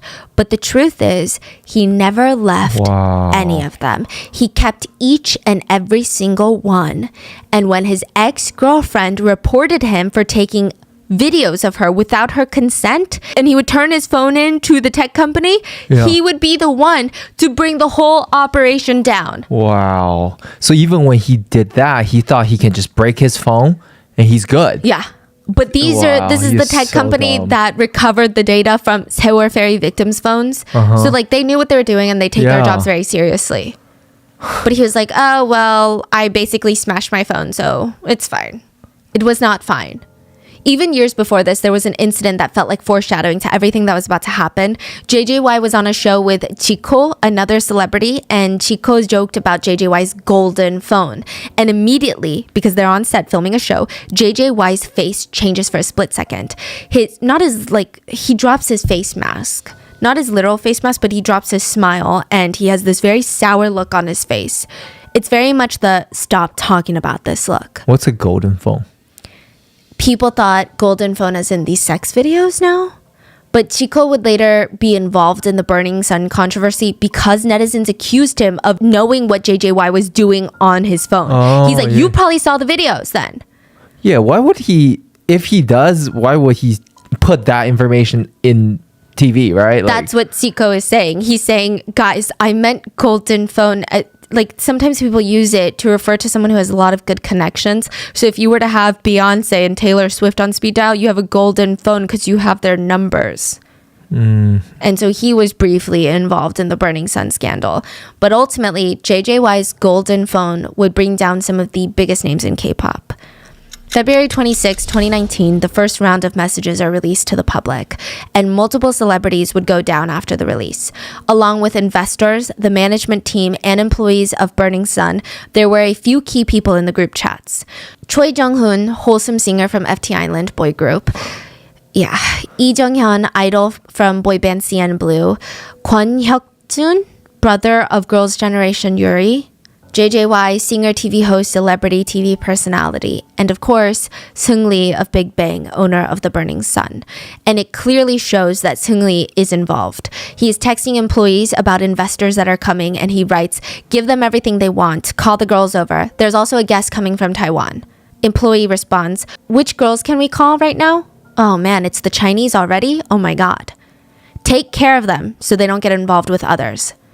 Yes, I will stick by the VIPs." Seungri texts, "You better do it right and make no mistakes." Another business partner tells the employee, "Put a boy in there too, someone who can serve redacted. A boy who can't speak English, someone like redacted." Employee responds, "Okay, will do. I'll do the job well." Seungri even texts, "And which girl are you gonna bring? Get the kids who give it easily." Get the kids who gives easily? Yeah, like as in, is easy to essay, is the presumption here. JJY is randomly in that group chat, and he's like, "I bet the Chinese like plastic surgery girls." And Seungri is just like, "All right, just do well." Another partner of the business texts into the group chat, "I'm preparing the whores right now, so when the two whores come, I will guide them and make sure they end up smoothly with the VIPs in the hotel room." Seungri text, "Chairman's guests are also coming. I think we need to set up a separate party for them. Let's give them back 100 times what we received from them. Guys, please look for any pretty looking girls who can possibly speak some Japanese. Let's pack the place. For Christmas, rather than us having fun, let's experience a Christmas of finding satisfaction and making others happy. This time, let's give the chairman a great time and make him happy for all the summers he sent us yachts with staff and chefs from Japan to Busan for us to enjoy." Bro, like, he is the fucking worst because he's literally masterminding this whole sex ring. He is the culprit. He is the mastermind behind this whole operation. Like, Yeah. he's the worst. He's like the ones connecting everyone. Like, none of this would have even been possible without him. Yeah, he's doing this for the money and profit, and he's literally selling women for money. Yeah.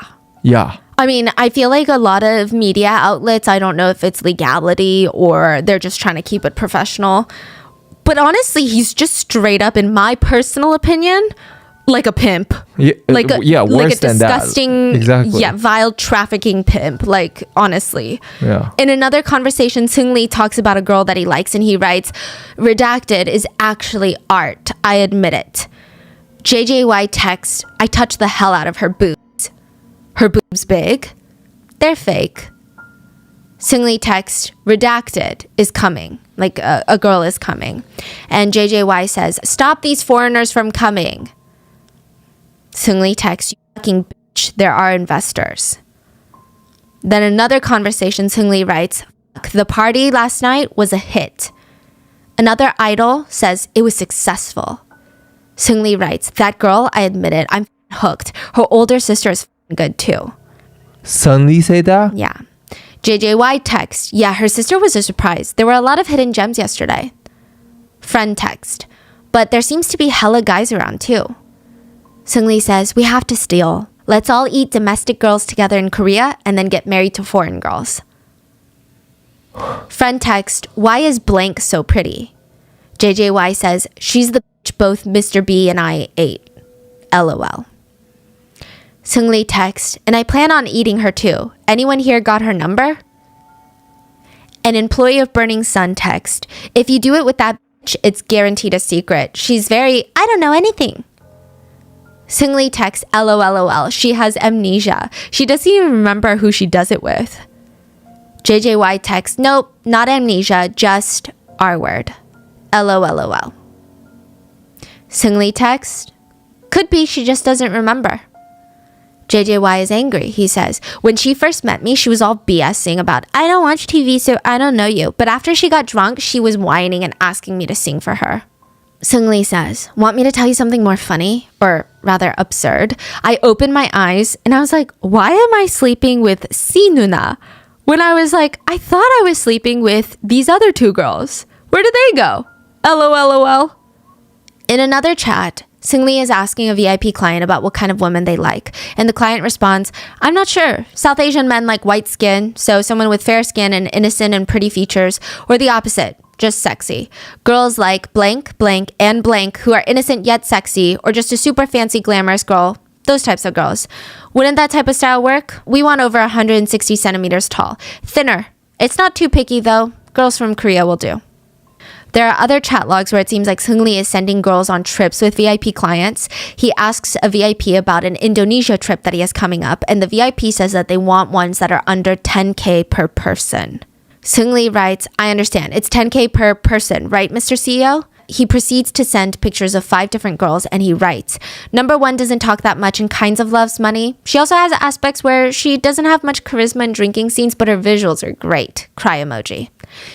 In another conversation, JJY texts the group that he's boarding the plane soon, and he says, I will Korean bitches as soon as I arrive. I'm going to invite them to my house before going out. German have huge asses. His idol friends write, get back safely, fly safe. An employee of the Burning Sun writes, I bet German smell like sausages. JJY says, not bad. LOL, we had fun. A lot of netizens noted that it's kind of crazy that they're so polite to each other, even saying things like, get back safely, have a safe flight, we miss you. Meanwhile, they talk about women, in the most degrading ways possible. Another super controversial conversation involved the idols talking about who Seungri had sex with yesterday, and they asked, was she delicious? And they said things like, I want her number. And one person wrote, yes, she is comfort woman level. Let me tell you, comfort woman is a very, very sensitive topic for most Koreans. It is, aside from the crimes, the most horrifying comment that was found in the group chats. Chinese too. It's a huge problem. Yeah. So to give context, comfort woman was one of the worst atrocities that the Japanese government committed towards Korean and Chinese women. And a lot of the victims. So when Japan colonized Korea, along with various other countries in Asia, so I don't believe that it was just Korean and Chinese, they promised a bunch of women from all these different countries, but we're just talking about Korean women here, that they could work in factories to make just enough to barely survive. They're like, you can barely get by and you can maybe feed your kid. But because these women had no other choice, nothing else, they were basically forced to agree, not knowing that the Japanese government never intended them to work in factories. They were actually forced into trafficking. They were locked up and made to be assaulted by Japanese soldiers every single day. Comfort women have come forward to say that they were essayed at least 30 times a day while they were held captive. I could go into further detail, but it's very, very depressing. They were impregnated, they contracted diseases, they were experimented on, tortured. So the topic of comfort women is highly sensitive, additionally because it's not really something that happened long, long ago to multiple generations before us. Many of the comfort women, the victims, were elderly women in Korea. I believe the last few are still alive. Many of them have since passed, but they have yet to receive an apology from the Japanese government. And a lot of the tensions in current time between the Korean government and the Japanese government, not to get too political, this is one of those things. Many Korean citizens want apologies for the comfort women before they pass on. And the Japanese government has refused to acknowledge their crimes.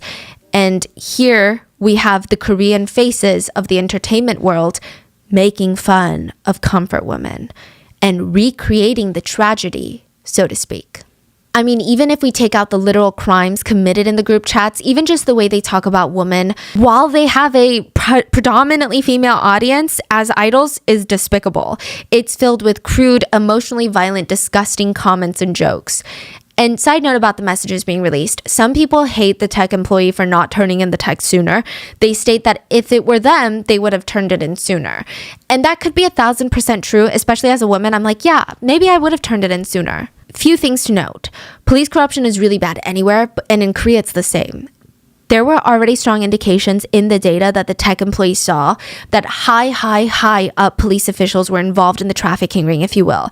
So what would you do? Go to a different officer? What if they all answer to the same person? How do you know that person's immediate boss isn't involved as well? And in Korea, when you mess with the police as a normal person, you might be ending your life right then and there. They could easily get you fired from your job. They could get you outcasted. You could lose everything, your family, your livelihood. You would be on the street, and guess what? Burning Sun would probably still be up and running and victimizing people. And in Korea, defamation laws are honestly dumb. Like, they're not even defamation laws. So in the US, defamation is when someone knowingly states a lie about another person, claiming it to be a fact. So the basis is you are lying about someone else and you're not allowed to do that, which makes sense. In Korea, it's even if you tell the truth about someone and that someone doesn't like what you said because it hurt their feelings or hurt their reputation, they can sue you for defamation. Which a lot of people in Korea even think it's very goofy because that's not really even the definition of defamation. But here we are. This employee could have been sued to the point of having nothing but the clothes on his back because they're not even dealing with one celebrity or one rich business owner. They're dealing with a whole roster of them, all cozy with politicians and police. What chance does this tech employee stand? Yeah. And even if they went through all of that, the Burning Sun could still be up and running. So I don't know if I would sit here and say, oh my gosh, well, that person is messed up. I do think it is frustrating that they sat on the information for 3 years while people continue to be victimized. But I think that there's so much cultural, societal nuance that goes into a decision like that. And I think that we could technically all sit here and be like, I could never do that. But I don't know. I guess we don't really it's know. like, how powerful are these people? All of these people combined, and who can he go to? Like, really, you don't know. It seems like all the people in charge are in on this. And technically, he committed a very big crime by keeping the data. Yeah. So he broke the law as well. Now, I will say that when he finally did turn in the evidence after the whistleblower Kim, so he saw that and he was like, I think, along with all the other anonymous women that were coming out, he was like, I think this is the time that people would actually listen and not think that these are fake. He was very smart. He hired an attorney who was also very smart. And they decided, instead of handing it over to the police, who were foaming at the mouth for this, they handed it over to the Civil Rights Commission office. And that is how a lot of it became public, because the police would have never made this public. Which, again, I don't know. Maybe he could have done that 3 years ago. Maybe it wouldn't have worked. All we know is, it's out now.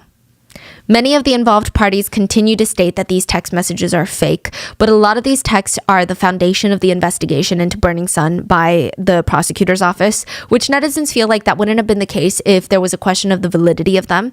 And the CEO of the Burning Sun even said, if Seungri's Kakao messages from 3 years ago are a crime, aren't all Korean men criminals? Insinuating that all these jokes about sex work and women and all of that is just how men talk. Wow. Which is the most absurd thing to say ever, but it also does kind of confirm the validity of the chat logs. But to cover our bases, it is alleged for now that these are the real messages between the involved parties. But naturally, netizens had visceral reactions to the released alleged messages. A lot of fans were devastated that they supported someone like this. There were even chat logs that described how JJY and 4 of his friends took turns on a victim who was drugged. They joked about how she woke up saying she doesn't even remember anything other than having a drink with them. They also talked about how they thought it was so funny they had gang essayed her while taking pictures. And then the next morning, JJY went to a fan sign. So, I mean, it's crazy he had the nerve to look his predominantly female fans in the eyes while smiling at them when he had just done one of the worst things that you could do to a woman the night before. The SMPA, the Seoul Metropolitan Police Academy, officially take over the case early 2019. Media is all over this case. Netizens want to know who's involved, how much they knew, and they wanted all of them to go down. The shares of the Burning Sun were split like this: 42% owned by the hotel, 8% owned by the hotel's chairman, 20% owned by Taiwanese businesswoman Lin Samo, 20% owned by Yuri Holdings, which was allegedly set up by Seungri, implying that he has potentially 20% interest in the club. But Yuri Holdings was also technically run by his friend, Yoo In-seok. Yoo In-seok is also married to a famous actress by the name of Park Han-byul. Remember I was telling you about her? And 10% is owned by a businessman, Lee Moon-ho. He was close friends with Seungri, and he is said to have been running the day-to-day operations. He is the CEO of the Burning Sun. So all the foreign investors, they left the country and were safe from backlash, including the Taiwanese businesswoman who owned 20% of the Burning Sun. The rest of the Korean celebrities and business owners were left to be investigated.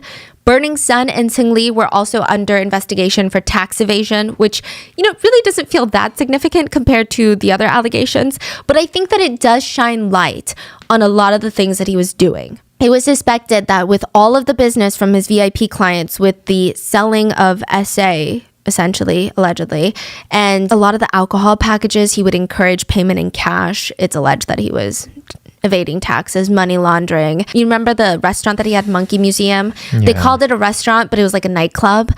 He tried to file it under a restaurant so that he could pay less taxes. His ramen business was making a suspicious amount of money. Turns out he was laundering money from Burning Sun through the ramen franchise. It was a whole lot. It was a mess. I think it also shows he was heavily involved, He knew what he was doing. So while everybody is being investigated, Seungri announces his retirement from the entertainment industry. And it's a very off-putting statement. He's basically like, I think it's a good idea to retire at this point. I decided to retire because the issue has caused so much social controversy and I've been criticized and hated by the public for the past month and a half. And now with all the investigative agencies in the country investigating me, I am being labeled as a national traitor. I cannot allow myself to cause harm to everyone around me just to survive. 많은 분들께 실망 끼쳐드렸습니다. 다시 한번 죄송하다 말씀드리고 싶고요. Netizens hated his apology. It felt very, you guys blew this whole thing into something that it's not. So now I'm just going to retire then. I don't want to face your criticism. Also, it had this aura of, I don't know what's going on. I'm just as confused as you are. It's like, what's going on? There were even articles titled, The Burning Sun Scandal Case that everyone except Seungri knows about. He also stated that this would be a good time for him to enlist in the army and serve his duty as a good Korean citizen. And everyone got riled up for that because in Korea, men have to serve 2 years, mandatory enlistment. They're like, the army is not a place for you to escape your reality. So even with all of this, the consequences just weren't that great. I mean, okay, maybe that's a strange word to use. It wasn't even comparable, I guess would be a better way to phrase it, right? Some of the more notable sentences included JJY, idol, sentenced to 5 years in prison. Choi Jong-hyun, idol, sentenced to 2.5 years in prison. Brother of Girls' Generation Yuri, sentenced to 4 years in prison. Meanwhile, Seungri enlisted in the army and he was able to have a military trial. Wow. He had 9 charges ranging from work, violent crimes, and then breaking food sanitation laws, occupational embezzlement, things like that. He was found guilty of all 9 charges, sentenced to 3 years in prison. He would have to file to be a offender, and he was fined almost $855,000. He appealed. He was given 1.5 years in prison instead of 3. Here's a convenient loophole that's going to piss you off. In Korea, if you go to prison for less than 1.5 years, you can serve quietly, meaning it's not going to be on your record when you get out. Seungri was sentenced to exactly 1.5 years. So technically, he missed the cutoff and it would be on his record. Somehow, he manages to get out 2 days early, meaning that it would be expunged from his record. Oh, and he's spotted clubbing and cheating on women in Bali since then. It's on the record now. We're not gonna forget about that. And so he has fans. Yeah, there are some people that comment things like, he's still young. I hope that he can overcome the mistakes of the past and lives an amazing life. Isn't the rest of his life too long for him to just crumble like this? He paid the price of his sins through the law already. Let's all give him a chance. I will say most of the comments are pretty logical and they read, every country needs harsher punishments for rape and sexual assault. He suffers 2 years in prison. His victims suffer a lifetime. 2 years isn't enough if you ask me. Anyways, if the system doesn't give them what they deserve, society should. Regardless, I think we can all agree that many of the perpetrators got off with much less time than expected. Even corrupt police officers who were exposed of being in on the whole thing, they were just either dismissed from their positions, and those were just the lower ranking ones. The high ranking officials that were involved, they weren't even dismissed. Nothing happened to them. There wasn't even some sort of PR statement of like, we're going to reorganize the police force and make countermeasures set in place against bribery and corruption. Nothing. Yeah. And all of the VIP clients, they essentially got away with it for SA. And somehow even Kim, remember the whistleblower who broke 3 ribs and got punched in the face? He started the Blue House petition. Well, he gets arrested too for allegedly sexually abusing 3 men and harassing people inside the Burning Sun, which half the people argue Kim is a wolf in sheep's clothing. he did good on whistleblowing the Burning Sun, but he was probably involved in some weird stuff too. And a lot of others believe, no, it's just fishy. Like the allegations against him are just fishy at this point. He was sentenced to a year in prison. But he says that he will be appealing the decision. So it seems like, minus Kim, everyone else got off with a slap on the wrist with all things considered. Unbelievable. The fact that the guy's roaming around, living his best life. A lot of K netizens think that it has to do with Korean society of victim blaming and shaming victims who come out for crimes like this. Remember the Itaewon case that we covered? We talked about how some horrible people didn't feel that bad for hundreds of victims who died because they said, well, why would they go out for a party for Halloween anyway? It's not a good place for young, respectable people. A lot of families of victims for Itaewon wanted their names not to be made public because they were scared that their loved ones would be victim blamed. And it was the similar case with Burning Sun. The victims were scared to come forward because they would have been blamed of, then why did you go to a club then? Yeah. Well, that's just the risk you take as a woman at a club. And because there weren't really that many victims that spoke forward at the court, speaking directly on the case, they got off way too easy. I think the only way to combat that is for societies to speak up more about in support of victims, right? Yes. Like that's the only way for other people to realize you're so dumb by saying that. Yeah. Like we need to make it we you're have dumb to and gross. keep talking about it to lift up the victims. Yeah. Yeah. And another thing was, it's just really annoying in the justice system that you would think drugging victims to essay them makes the crime that much worse, right? Because now you're doing more things to their body, but it actually helps the perpetrators get away with it in the eyes of the justice system because you know what's justice, right? It's a way for perpetrators to say, she's not credible because I her, but that's not the point. And it's just insulting and infuriating at this point. In other case-related aftermath news, the hotel on top of Burning Sun was shut down in 2021. The building was sold to Hyundai Construction, and they are now going to change it to be an apartment building. The co-founder of YG, Mr. YG himself, stepped down as CEO of YG Entertainment, one of the big three entertainment agencies in South Korea, because of this scandal.